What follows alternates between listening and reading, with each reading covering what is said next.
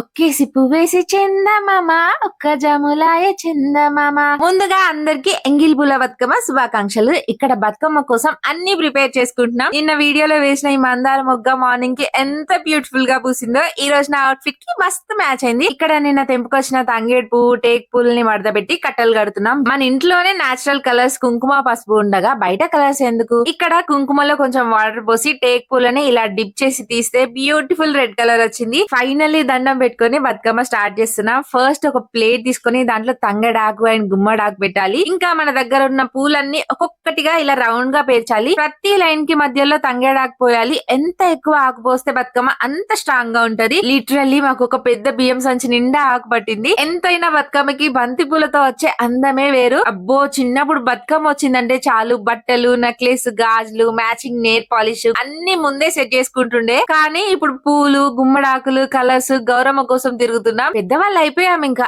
ఎంతైనా చిన్నప్పుడు golden days. అబ్బా, ఈ వీడియో లెంత్ సరిపోవట్లే కానీ ఫైనల్ అవుట్పుట్ మేము ఎలా రెడీ అయ్యాం అంతా నెక్స్ట్ వ్లాగ్ లో పోస్ట్ చేస్తా. ఇది ఈ రోజు నా మార్నింగ్ అవుట్ఫిట్. ఎలా ఉంది? అది సరే గానీ మీ ఇంట్లో బతుకమ్మ ఎలా జరిగింది?